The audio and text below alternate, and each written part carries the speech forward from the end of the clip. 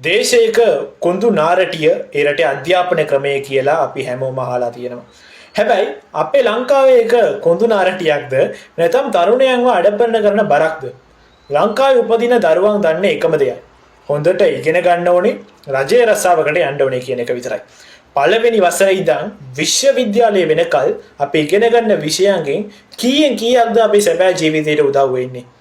Interview එකකට ගියාම ආන ප්‍රශ්න වලටයි අපි ගත්තේ ඩිග්‍රී අතරයි කිසිම සම්බන්ධයක් නැහැ. හේතුව අපේ රටේ අධ්‍යාපන ක්‍රමේ තාමත් බ්‍රිතාන්‍ය යුගයේ ක්ලාක්වරුන් හදන ක්‍රමයෙන්ම හිර වෙලා තිබීමයි. දියුණු රටවල් වල අධ්‍යාපනය කියන්නේ දරුවන්ට බරක් නෙමෙයි. උදාහරණයකට ෆින්ලාන්තය ගත්තොත් ඒ අවුරුදු 7 වෙනකල් දරුවන්ට කිසිම විෂයක් උගන්වන්නේ නැහැ. ඒ වැදගත් වෙන්නේ පාඩම් කරන එක නෙමෙයි, සමාජයක ගනුදෙනු කරන එක, සෝෂියල් ස්කිල්ස්.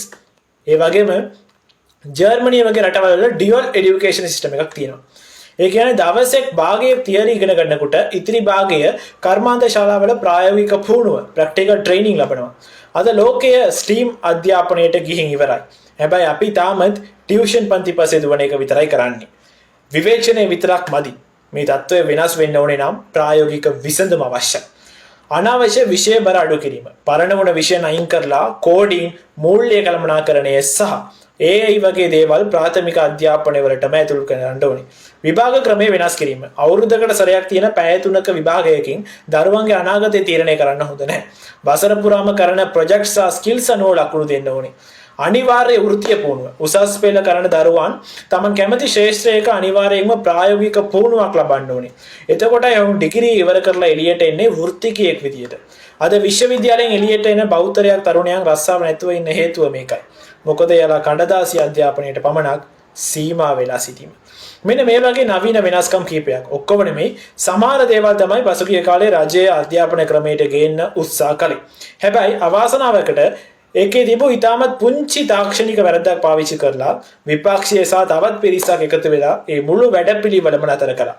පුංචි වරද්දක් හදනවා වෙනුවට ඒ සම්පූර්ණ වෙනසම විනාශය කරන එක කාටද වාසි?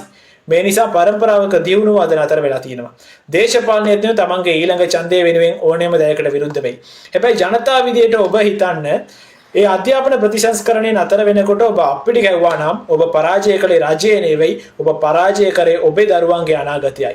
ලෝකයේ 5G වේගයෙන් දුවනකොට අපි තාමත් ගල් යුගයේ සිලබස් එකක් තියාගෙන මගේ දරුවාට ඒ එකක් තියෙනවා කියලා ආඩම්බර වෙන එකෙන් කිසිම තේරුමක් නැහැ.